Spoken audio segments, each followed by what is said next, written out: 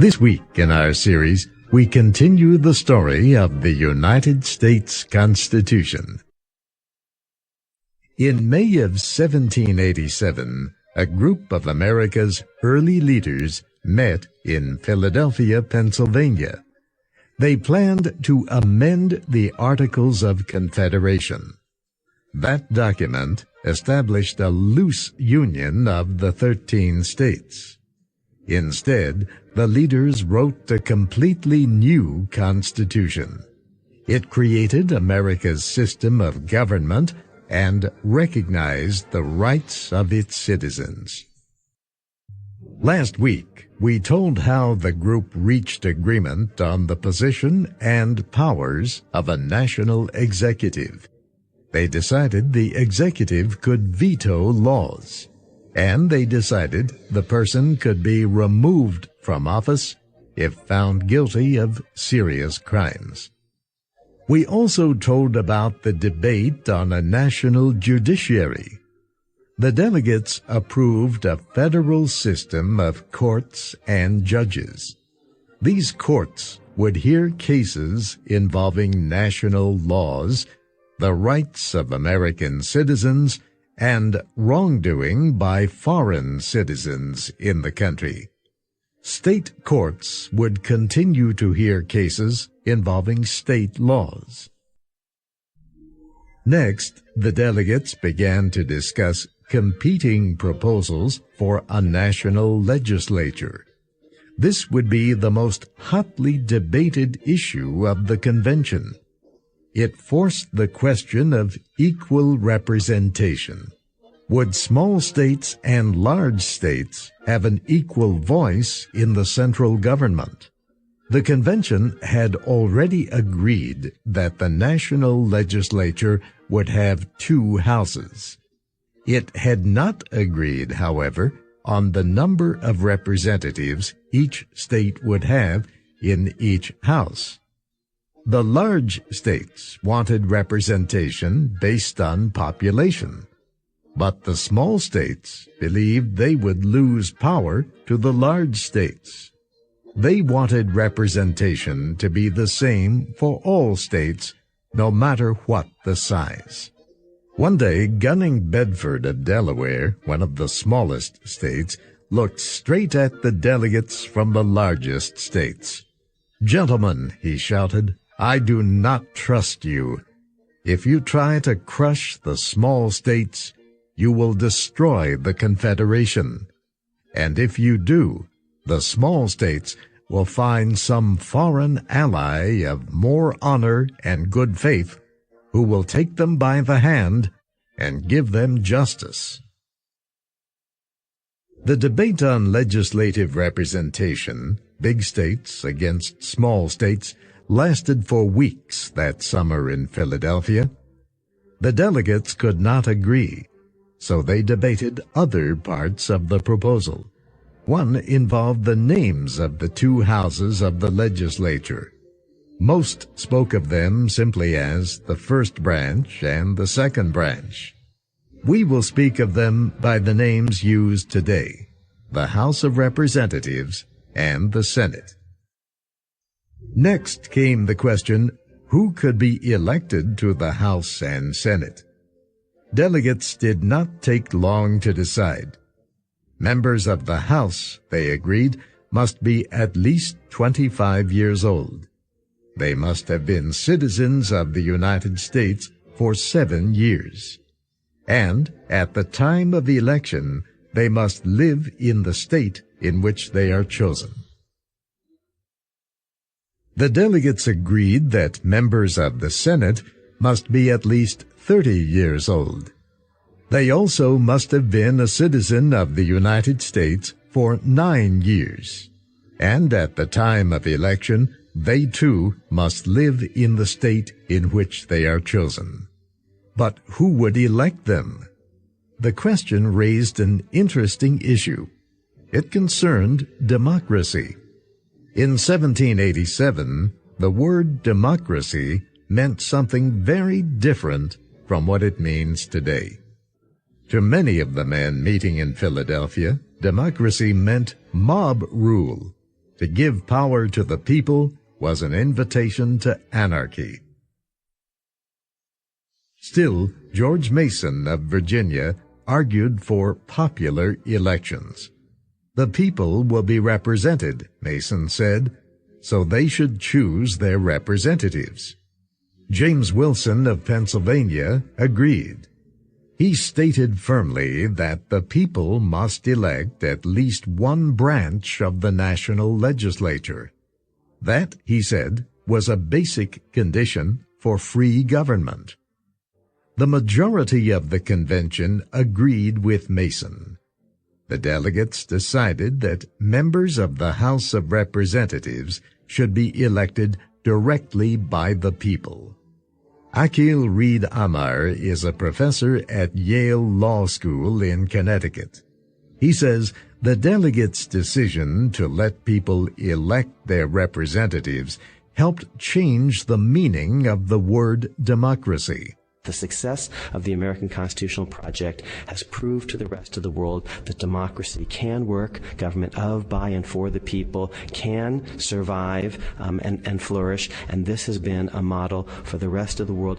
However, most delegates agreed that the state legislatures would choose the representatives to the second legislative branch, the Senate. It remained that way for more than 100 years. In 1913, the states approved the 17th Amendment to the Constitution. This amendment legalized the direct election of senators by the people. How long would lawmakers serve? Roger Sherman of Connecticut thought representatives to the House should be elected every year. Elbridge Gerry of Massachusetts agreed. He thought a longer term would lead to a dictatorship. James Madison of Virginia protested. It will take almost 1 year, he said, just for lawmakers to travel to and from the seat of government. Madison proposed a 3-year term, but the delegates finally agreed on 2 years. There were many ideas about the term for senators. A few delegates thought they should be elected for life. In the end, the convention agreed on a Senate term of 6 years. Next came a debate about the pay for elected officials. How much should they get? Or should they be paid at all? Some delegates thought the states should pay their representatives to the national legislature. Others said the national legislature should decide its own pay and take it from the national treasury.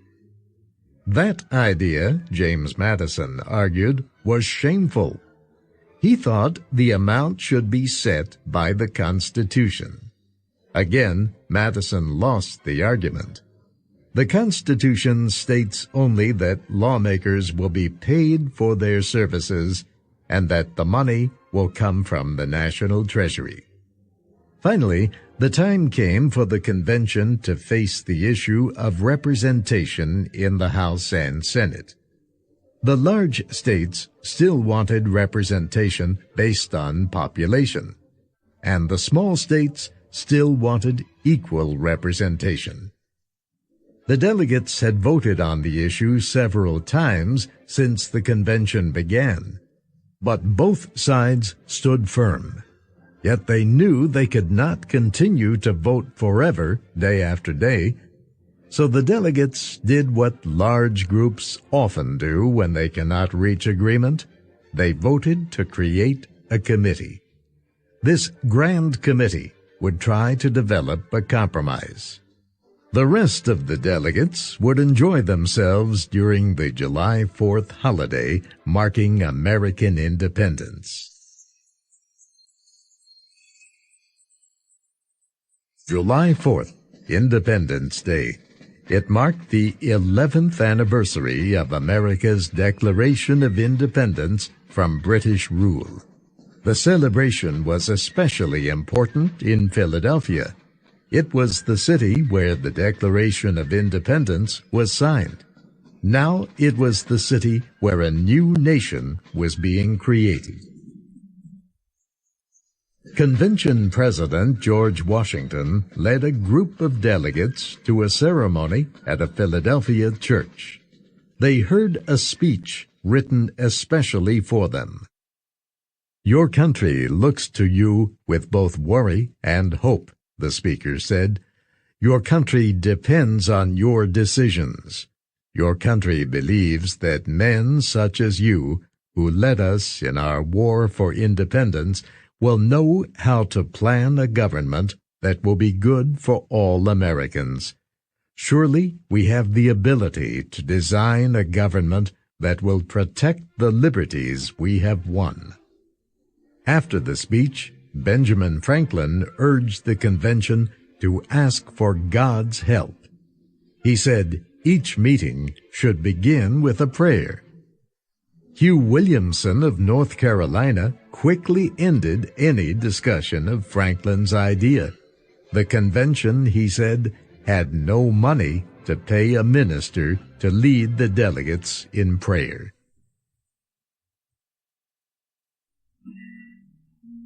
On July 5th, the Grand Committee presented a two-part compromise. It provided something for large states and something for small states. It called for representation based on population in the House and for equal representation in the Senate. The committee said both parts of the compromise must be accepted or both rejected. Delegates debated the compromise for many days. They knew if they did not reach agreement, the convention would fail. Those were dark days in Philadelphia. Later, Luther Martin of Maryland noted that the newspapers reported on how much the delegates agreed. But that was not the truth. "We were on the edge of breaking up," Martin said. "We were held together only by the strength of a hair." Delegates Robert Yates and John Lansing of New York had left the convention in protest. But George Mason of Virginia declared he would bury his bones in Philadelphia before he would leave without an agreement. Even General George Washington was depressed. He wrote to Alexander Hamilton, who had returned to New York temporarily. "I am sorry you went away," Washington said. "Our discussions are now, if possible, worse than ever. There is little agreement on which a good government can be formed. I have lost almost all hope of seeing a successful end to the convention, and so I regret that I agreed to take part." On July 16th, the convention voted on the issue for the last time. It accepted what is called the Great Compromise. But even this agreement raised another problem. If representation was based on population, who would you count? Would you count just free people, or would you count Negro slaves too?